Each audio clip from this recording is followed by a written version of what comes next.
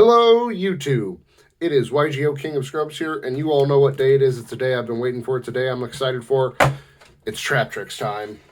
I have been excited for this. We're going to crack open one of these, look at its content, and then I'm going to put together a budget variant to show you guys. And yeah, I'm just excited for this. You can get 3 of these structure decks, and you could go to at least a regional level event, and you can do okay. You could probably get your invite with just 3 of these structure decks. That's how good these are. There's so much in here, but let's start by opening the first one here.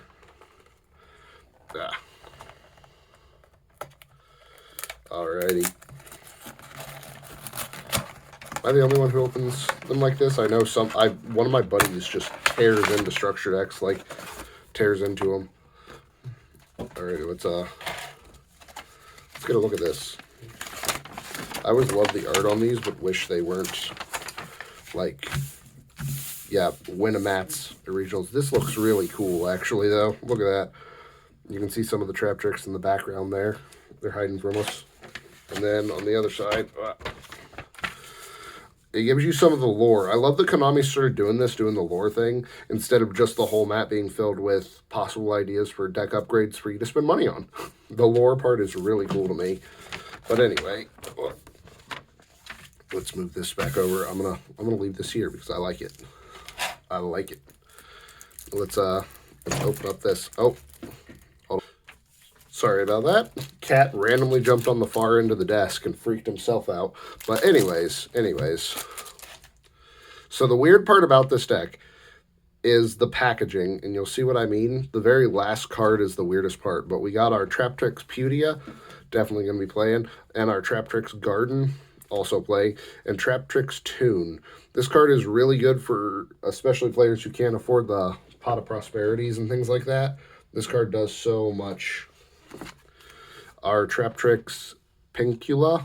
This card's also amazing and great this format. Traptrix Atupa? I don't know how to pronounce it. And Traptrix Arachnocampa. All amazing cards, all great support for the deck. Super happy to see it. And then we have the... Oh, hi. Sorry, my cat's super excited right now, and I don't know why. The Evenly Match, though. Absolutely phenomenal. So happy about this. Everybody should be very happy. And then Traptrix Holetta. Absolutely an amazing card. Great extension for the deck. And they gave you most of what you need in this deck. Atrax, Myrmelio, what is this? Nephthys, Dionea. This one was a newer one, if I remember correctly. And then Versiculo. And then you got some Kaijus, which are really good. Retaliating Sea, which, if I remember correctly, I think this card's really good against Alvaz. When your opponent activates a spell card, yeah. So you can use this against Alvaz and just turn off their stuff. So, Resonator Insect. Ah, yes, Ash Blossom, a.k.a. the new Effect Veiler, because it's just in every structure deck anymore. Very good, though. Rose Lover, Sage de Fleur. I don't understand the Mech Knights being in here. I really don't. But this takes me back so much.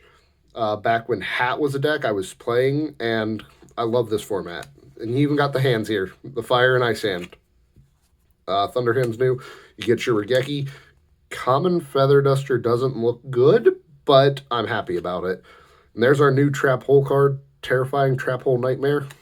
OG! Bottomless. You get 2 of them.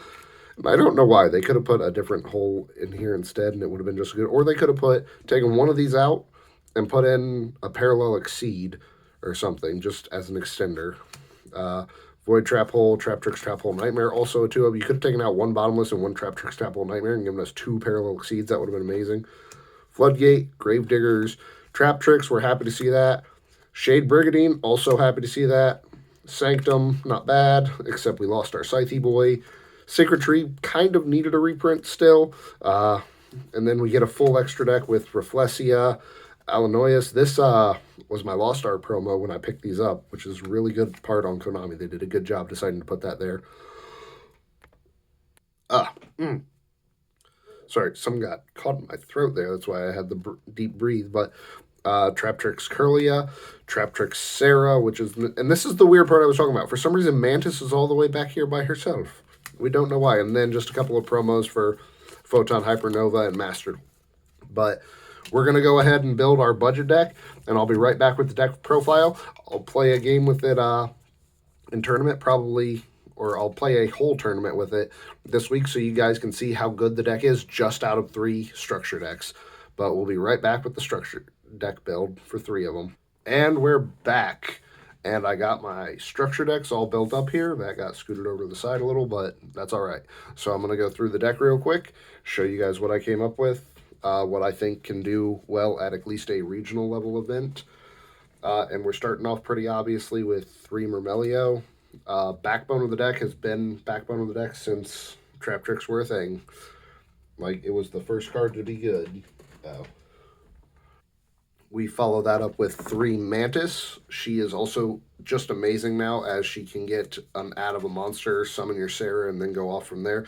The monster that we will probably more often than not be adding is the Arachnocampus, which special summons itself from hand, protects your back row, that kind of thing, locks you into plants and insects from extra deck, but we don't care. Out of the structure deck, I'm not really going to take too much time to go over these, as you guys should mainly know what they are. At this point, I know I'm a little late to the party, and everybody and their brother has already gone over this deck. Next, we play 2 Putica. We do want to get the field spell. We're playing the equivalent of 4, and you'll see that. We play 2 Dionea because the follow-up is really good. And then 2 Versiculo. In my actual build, I'll bring this down to 1. And then 1 that I don't play at all in my actual build, but we like to have more names in this build, and that is Genicellus. I don't know. You contribute her to get more trap cards, but they do get banished, so you gotta be careful. And then our new Effect Veiler, aka Ash Blossom. That'll wrap it up for our monsters. I think it's a pretty good monster lineup, especially for just being from a structure deck. From there, we run into our spells, which is 2 Traptrix Garden. I'm gonna move this over. Come here, you. It doesn't like me. But we're playing 2 Traptrix Garden. We do want to see this card because any 1 Traptrix monster, another Traptrix monster, and Garden is basically a full board and full combo. Next, we are playing 3 Tuning. It's our Allure. It's our substitution for Pot of Prosperity. It's what we got in the structure deck, and it's a pretty good draw card, and I believe it has some recursion. Let me double check and read this real quick. Discard 1 target 1 of your banished level 4 insect or plant type monsters or normal trap and place it on the bottom of your deck. Yeah, so it does allow us to recur a little bit. But yeah, that's it for the spells. Very sorry about that. Very small spell lineup. And then finally, we're going on to the traps. We are playing 3 Evenly Match. Thank God this card finally has a available printing for budget players, because sitting at around $15 was still a lot. We did need some room fillers, so we are playing 3 of the Holotus, however you pronounce it. In my actual build, I only play 2, but for now we're playing 3. From there, we have 3 Gravediggers Trap Holes. This will actually come up a lot against most of the meta decks. It's really good. And then we have a bunch of 1-of hole trap cards. We have 1 Traptrix Trap Hole Nightmare, 1 Floodgate Trap Hole, 1 Bottomless Trap Hole, and 1 of the new one, Terrifying Trap Hole Nightmare. Terrifying Trap Hole Nightmare. All very good. You can recycle them mainly, so you don't need to play more than 1 of a lot of these. A card that you want to activate multiple times is the Grave Digger, which is why we play 3 of it. And then finally, we're just playing 3 the Phantom Knights of Shade Brigandine to round off our deck. This card does exactly what you want it to, setting off your Sarah. But yeah, that's all 40 cards. From here, we're going to go over the extra deck. Starting off pretty easily with 3 Sarah. It's pretty obvious you're going to play 3 of this. Next, we play 2 Curlia. You normally only play 1, but we have some extra room since, we're playing just out of structure decks. From there, we play 2 Atupus. I still don't know how to pronounce it. Normally also only playing 1. But next we move on to Exceeds. We play 2 Alamoris. Again, normally only playing 1. We then play 3 Reflexia. Normally I only play 2 of this. And then we play 3 of the new one, Pengalias. I'm butchering names. I know I am. I'm sorry. Normally another 2 of in the deck. Very good card.